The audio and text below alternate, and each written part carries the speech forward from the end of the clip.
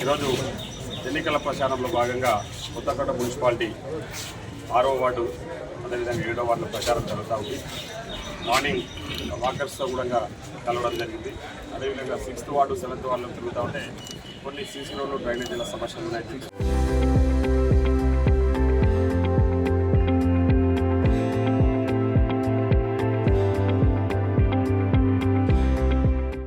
Notice తెచ్చారు. Already నేను ఈ 2 yearsలో కూడా చాలా మటుకు కొత్తకోట టౌన్లో సీసీ రోడ్స్ డ్రైనేజెస్ అని కూడా కంప్లీట్ చేస్తూ ఉన్నాం.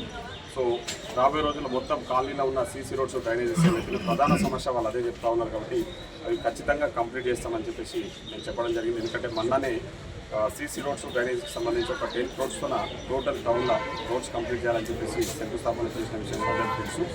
సో గత 15 సంవత్సరాలు టీఆర్ఎస్ పార్టీ రాష్ట్రంలో అధికారంలో ఉంది పూర్తిగా కొత్తకోటను నిర్లక్ష్యానికి గురి చేసింది. అంటే వాళ్ళు ఉన్నన్ని రోజులు కూడా ఎక్కడ ఒక రోడ్డు కానీ ఒక డ్రైనేజ్ చేయలేదన్నది మన కాలనీలలో తిరుగుతూ ఉంటే మనం చెప్పడం కాదు, ప్రజలే చెప్తా ఉన్నారు. సో వాళ్ళందరూ కూడా ఇప్పుడే నేను 7th వార్డు తిరుగుతున్నప్పుడు కొందరు వచ్చేసి సార్ మీరు 100% గెలుస్తూ ఉన్నారు, మీరు చేస్తున్న పనులు బాగున్నాయి, ఇవన్నీ కూడా కొన్ని పెండింగ్ ఉన్న పనులు కూడా కంప్లీట్ చేయండి అని చెప్తా ఉన్నారు. తప్పకుండా నేను వాళ్ళకి మాట ఇస్తా ఉన్నా. కాంగ్రెస్ పార్టీ తరఫున నిలబడ్డ 6th కానీ 7th వార్డు ఇక్కడ అన్ని వార్డులలో ఉన్న కాంగ్రెస్ పార్టీ అభ్యర్థులను గెలిపియండి. తప్పకుండా కొత్తకోట అభివృద్ధి చేయడమే లక్ష్యంగా మేము ముందుకు పోతా ఉన్నాం.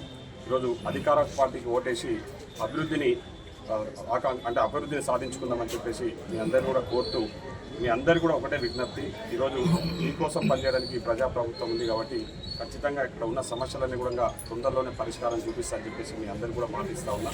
దయచేసి మీ అందరూ కూడా కోరుతా ఉన్నది ఒకటే, చేతి గుర్తుకు ఓటేసి కాంగ్రెస్ పార్టీ తరఫున నిలబడిన అభ్యర్థులందరూ కూడా భారీ మెజార్టీతో కోరుతా ఉన్నాం.